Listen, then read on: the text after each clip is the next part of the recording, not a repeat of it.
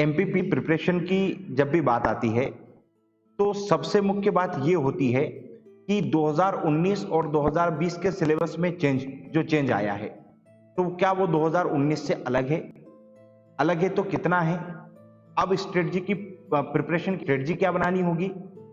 आज के इस वीडियो में मैं कृष्णपाल सिंह इसी स्ट्रेटजी को लेकर चर्चा करूंगा कि 2020 का जो सिलेबस है वो कितना चेंज हुआ है, हमें क्या स्ट्रेटजी रखनी होगी और हमें अपनी प्रिपरेशन में क्या तैयारी और कितनी तैयारी करनी होगी। तो आइए सबसे पहले हम एक नजर डालते हैं 2020 के सिलेबस की।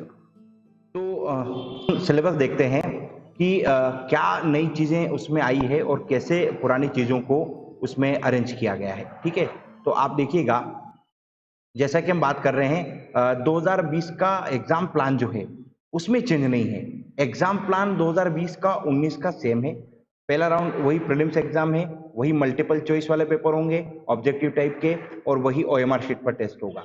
दूसरा आपका राउंड मुख्य परीक्षा है, वही सेम तरीका, वही 6 पेपर हैं, वही थ्योरेटिकल एग्जाम है, सब्जेक्टिव जिसको बोल सकते हैं, और देन इंटरव्यू 3 राउंड से।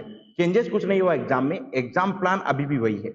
आज का जो हमारा ये वीडियो प्योरली बेस्ड है प्रीलिम्स को लेकर। तो प्रीलिम्स की अगर हम लोग चर्चा करें, प्रीलिम्स का अगर हम लोग डिस्कशन करें, तो उसमें अगर आप देखें तो सिलेबस देखिए, एग्जाम में देखिएगा कि अभी इसमें भी 2 पेपर हैं, प्रीलिम्स में 19 में भी सेम 2 पेपर्स थे।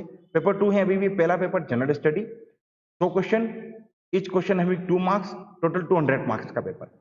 Second paper general aptitude, 100 question, each question having 2 marks, और वही टोटल वापस से 200 का पेपर।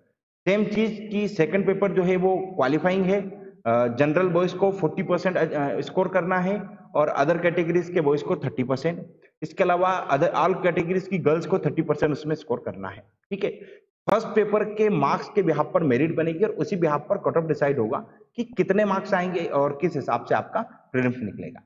इसके बाद जो आता है, यहां से स्टार्ट होता है सिलेबस। आप सिलेबस को देखिएगा, सिलेबस में पहले की कंपैरिजन में 19 के कंपैरिजन में 20 में क्या किया है कि चीजों को रीअरेंज कर दिया गया एक सिस्टमेटिक वे में। जैसा फर्स्ट यूनिट देखो आप, मध्य प्रदेश का इतिहास, संस्कृति एवं साहित्य, मतलब culture, history and literature of Madhya Pradesh. तो ये एक हेडिंग बना दी यूनिट की, और इस हेडिंग में भी आप देखो 1 2 3 4 5 6 7 8 और 9 इसके अंदर सब यूनिट्स है। मतलब आपको केवल टॉपिक दे देता तो हमारे पास पढ़ने को बहुत कुछ होता, लेकिन इसने केवल टॉपिक नहीं। आप इसमें एक चीज देख सकते हैं कि कई सारी चीजें इसमें इसने ऐसे अरेंज करके दे दी, इसको भी आगे फर्दर डिस्क्राइब कर दिया कि देखो क्या पढ़ना है। मध्य प्रदेश के इतिहास की महत्वपूर्ण घटनाएं, वहां के प्रमुख राजवंश पढ़ना है, वहां के स्वतंत्र भारत के स्वतंत्रता आंदोलन में मध्य प्रदेश का योगदान है। तो आप इसको डिटेल देख सकते हो जो आपको दिखाई दे रहा है स्क्रीन पे। मतलब यूनिट को भी सब टॉपिक्स में स्पेसिफाइड करके डिवाइड किया है, ताकि हमें पढ़ने में, कंटेंट को इकट्ठा करने में और चीजों को अरेंज करने में आसानी, नोट्स भी हम प्रॉपर बना सकें। दूसरा यूनिट देखिए, भारत का इतिहास। तो देखो भारत के इतिहास को भी आगे 4 फर्दर सब यूनिट्स में डिवाइड किया है, जिसमें मिडाइवल एंशिएंट का एक है, देन सोशल और रिलीजियस रिफॉर्म का एक है, देन नेशनल मूवमेंट का एक है, और देन आफ्टर इंडिपेंडेंस इंडिया की सिचुएशन जो थी पुनर्गठन तक की, उसका एक है। तो इससे हमको पता चलता है कि हमको इंडियन हिस्ट्री में भी कौन कौन सा पार्ट पढ़ना है। ऐसा नहीं कि पूरा हिस्ट्री पढ़ना है तो पूरा भी पढ़ना है, तो कौन कौन सा, किस चीज को किस एस्पेक्ट पे पढ़ना है। तो बहुत तरीके से, बहुत सही मायने में इसको सिस्टमेटिक कर दिया गया। तो ये तो हुए 2 टॉपिक। अब आप देखिएगा थर्ड टॉपिक को, थर्ड यूनिट को देखिए, मध्य प्रदेश का भूगोल।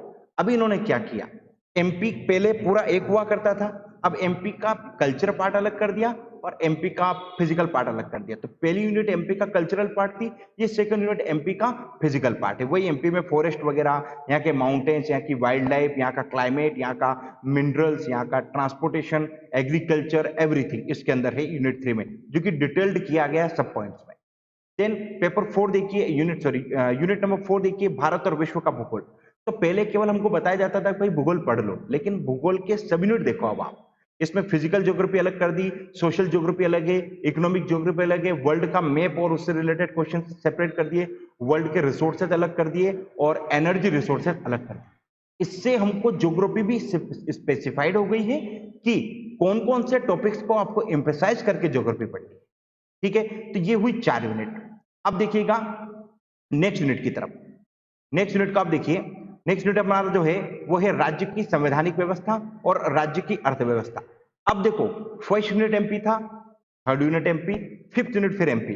फर्स्ट यूनिट में एमपी का कल्चर था, थर्ड यूनिट में एमपी का फिजिकल था, फिफ्थ यूनिट में एमपी का पॉलिटिकल और इकोनॉमिक स्टेटस है। इसमें ए और बी करके दो पार्ट है। ए में एमपी का पॉलिटिकल स्टेटस जिसमें यहाँ के सारे इंस्टीट्यूशन है, और देन इसके बाद यहाँ का पंचायती राज है। और पार्ट बी में एमपी की इकोनॉमी है विथ डेमोग्राफी, जो कि डिटेल्ड की गई कि क्या क्या पढ़ना है आपको एमपी के अंदर भी। तो ये बहुत सिस्टमेटिक कर दिया गया है एमपी को तीन पार्ट में, मतलब एमपी का पहले से ज्यादा वेटेज है। अगर सोचो एक ही यूनिट में, मतलब अगर मैं पेपर बनाने वाला व्यक्ति हूं और मुझे 10 यूनिट दे दी जिसमें एक यूनिट मध्य प्रदेश है, बाकी यूनिट दे दी, तो मुझे क्या दिखेगा, भाई मुझे 2 यूनिट को वेटेज देना है, तो मैं एक यूनिट में एमपी है तो वहां से वेटेज फिक्स कर दूंगा। लेकिन अब 3 अलग अलग यूनिट एमपी की है, तो आप सोचो कि एमपी के क्वेश्चन का वेटेज कितना हो गया है पहले के कंपेरिजन में। तो ये बहुत सिस्टमेटिक हो गया है, हमको पढ़ते समय इस बात का ध्यान रखना पड़ेगा।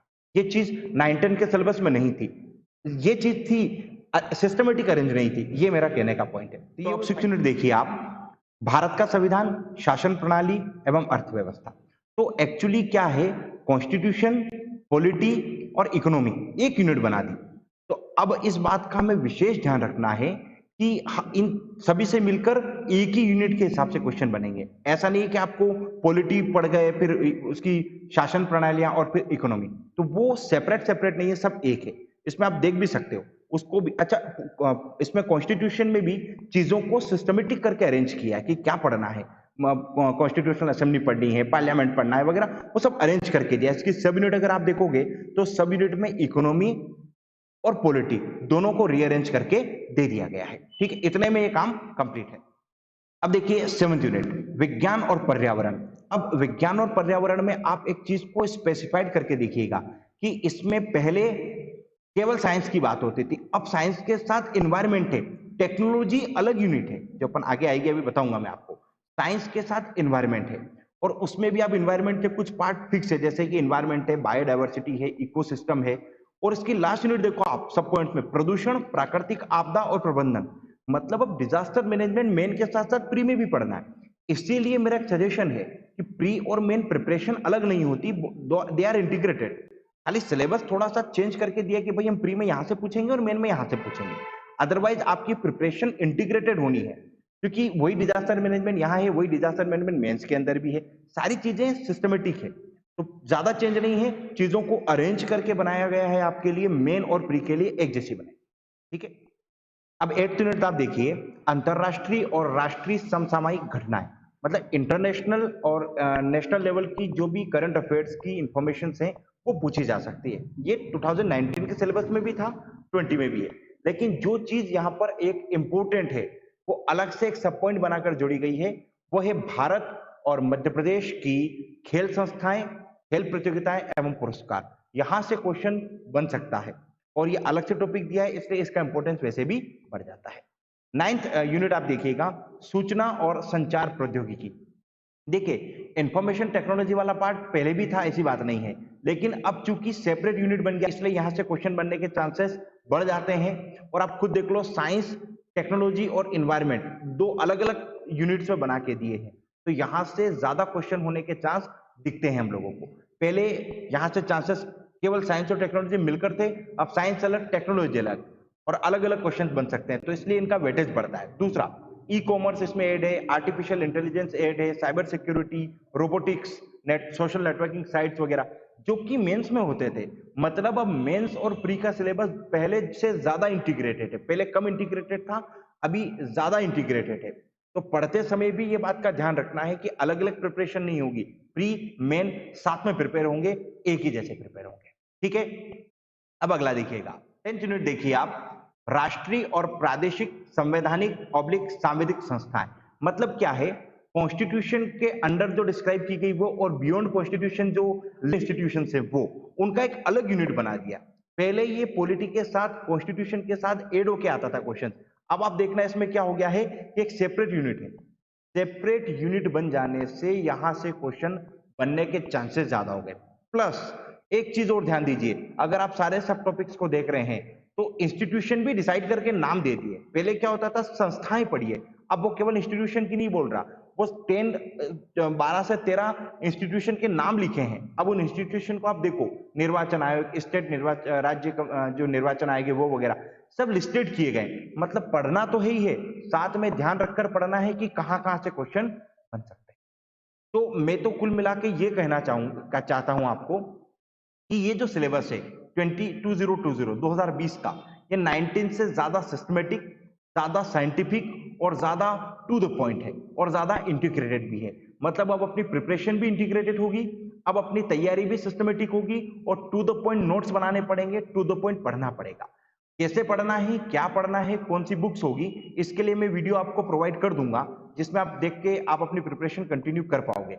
लेकिन माइंड में एक चीज ध्यान रखना, जो जितना साइंटिफिक, जो जितना सिस्टमेटिक होकर पढ़ेगा उसका सिलेक्शन के चांस उतने ज्यादा, और जो जितना डिस्ट्रीब्यूट होकर पढ़ेगा उसके चांसेस उतने कम होते चले जाएंगे।